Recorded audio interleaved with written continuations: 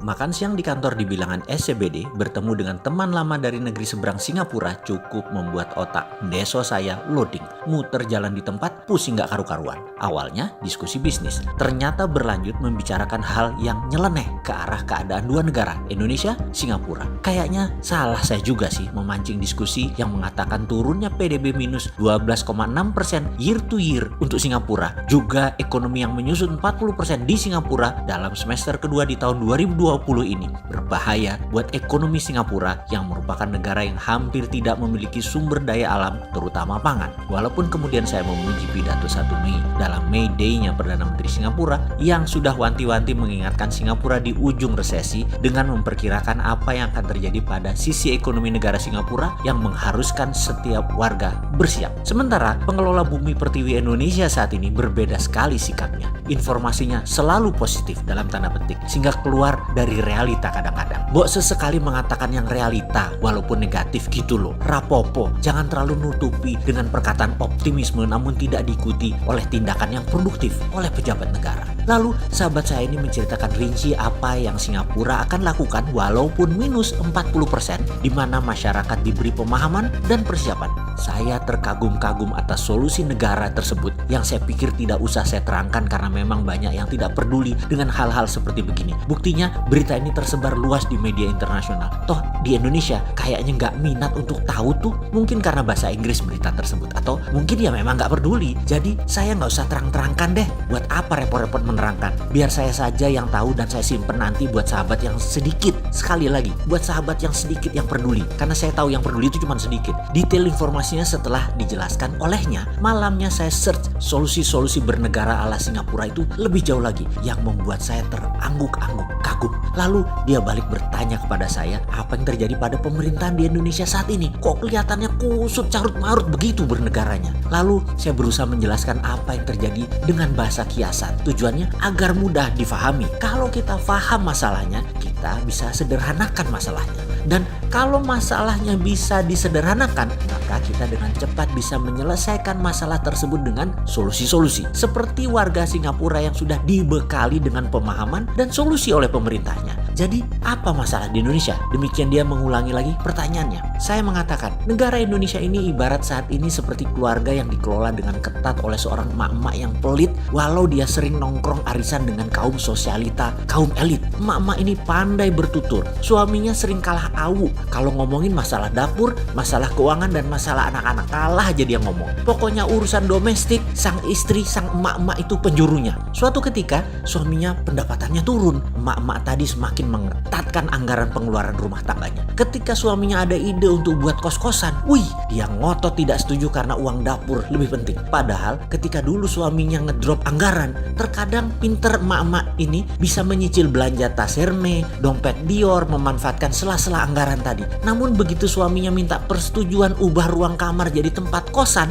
walaupun produktif, emak-emak ini nggak mau. Emak-emaknya nggak terlalu paham bisnis, tetapi ketat jaga uang. Suaminya yang terus-menerus turun pendapatannya semakin bingung. Malah emak-emaknya selalu berkata, itu halaman belakang masih bisa buat cari utangan. Itu juga warisan keluarga kamu, masih bisa kita jaminkan buat cari hutangan. Saking bingungnya sang suami, akhirnya warisan keluarganya yang harusnya buat anak cucunya mulai digadai dan dihutangkan satu persatu. Demikian saya mengatakan kepadanya apa yang terjadi di Indonesia saat ini, yang dia kemudian berkata, kalau ekonomi Indonesia bagaimana? Saya pun teringat ketika di Singapura pendidikannya kan gaya Inggris, maka istilah Inggris pasti paham dan familiar menurut saya ya. Saya pun bertanya kepada dia sebelum menjawab pertanyaannya, do you know mom and pop store, right? Yes, katanya cepat. Saya melanjutkan cerita Sanepo berikutnya. Jadi ekonomi Indonesia ini ibarat toko kelontong mom and pop study. Toko yang pemiliknya sepasang suami istri yang bekerja siang malam jualan di toko keluarga tersebut. Di toko tadi banyak jualan, banyak barang, namun 90% adalah barang impor. Apa daya, akhir-akhir ini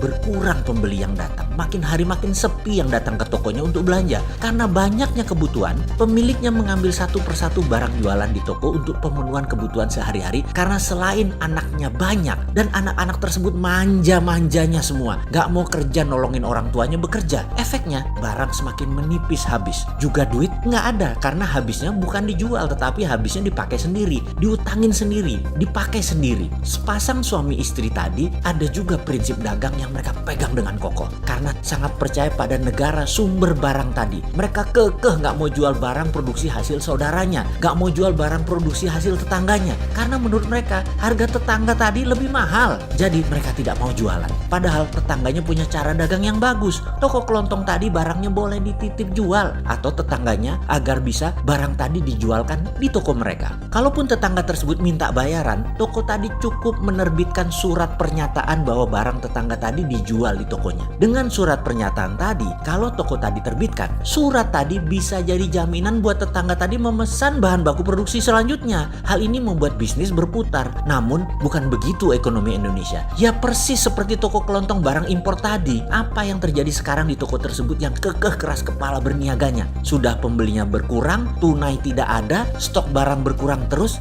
Pak Lurah tiap hari nagih pajak. Ada aja Pak Lurah pajakin. Ada lampu jalan lah dipajakin, ada pajak toko lah, ada papan reklame toko lah dipajakin, ada pajak parkir lah, ada pajak asap knalpot motor pembeli yang datang lah. Ada aja pajak ciptaan Pak Lurah ini. Toko tadi nggak mau printing money sayangnya untuk menerbitkan surat berharga untuk tetangganya tadi. Itulah ekonomi Indonesia saat ini yang masalahnya saya lihat dari versi saya. Demikian kalimat saya bercerita membuat dirinya berkata, wah beda nih solusinya dengan Singapura ya. Saya bilang, iya beda. Di negara Singapura bininya nggak ngatur dan nggak posesif seperti di Indonesia saat ini. Dia pun berkata kepada saya, kalau bosman kasih saran, apa solusinya kalau begitu buat Indonesia? Saya menjawab, kayaknya talak satu deh tuh bini yang Indonesia. Dan kalau dia nggak mau ditalak, ya berubah. Ikuti suaminya sekarang dan jangan ngatur-ngatur kalau suaminya mau nambah kos-kosan. Kalau bro, apa sarannya buat Indonesia? Kalau saya saran buat Indonesia, saya poligami aja deh, cari satu lagi bini yang lebih bisa saya atur.